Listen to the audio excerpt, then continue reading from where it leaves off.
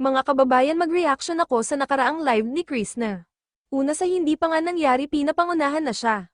Gift sa kanyang sarili para sa kaarawan niya, nabanggit ni Krishna sa kanyang live na may nakita at nang send sa kanya at isa na rin si Inday Agdot. At ako rin nakita ko rin yun, habang nag-scroll ako sa aking Facebook dumaan din yun pero hindi ko pinapansin. Alam ko na hindi totoo ang mga sinabi niya, sobra din tato na nilagay niya kay Krishna sa thumbnail. Grabe ang tato, puno ang kamay, pero sa nakita ko sa tato na pinagawa ni Chris na malinis at maganda. At sabi pa niya may 3 session pa daw bago mabuo, sabi pa niya hindi naman niya pinagsisihan ang dati niyang tato, mahalaga din sa kanya yun. Pero pinabura niya daw yun at pinapalitan ng mas maganda.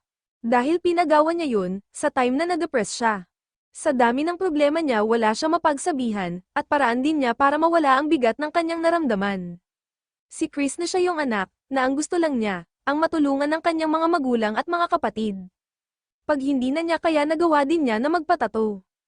At yun ang nakapagpasaya sa kanya, mahirap sa isang anak na ikaw lang ang nag-isip kung paano matulungan ang pamilya. Marami kang gustong gawin, ibigay sa kanila, pero hindi mo magawa. Dahil sa kakulangan ng financial, may trabaho pero ang sahod kulang pa. Kaya mas stress talaga at naranasan ko rin yan noong kasing edad ko lang din si Krishna. Ang dami kong pangarap para sa mga magulang ko at mga kapatid ko. Sila yung lagi kong inaalala, halos lahat ng kita ko ibinigay ko na sa kanila. At wala akong pinagsisisihan doon dahil masaya ako sa ginawa ko. Ganon din si Chris na kaya hindi ko siya hinusgan at wala akong karapatan na manghusga. Dahil nakilala lang din natin siya sa social media. Sabi nga niya, paano kung hindi siya nakita at nakilala nila Sir Paul, hindi rin natin siya makilala. At sa mga basher ni Krishna, dahan-dahan din kayo sa pangbabash. Nakakasakit din kayo, tao lang din si Krishna, tulad ninyo kung may marinig at mabasa na hindi maganda magre-react talaga kasi hindi naman yan manhid. Kahit sino naman diba, lalo na siya bago lang sa social media. Hindi pa niya makontrol ang sarili pag may mabasa siyang hindi maganda. At sa kanyang expression na, at bakit hindi, wala kayong magawa.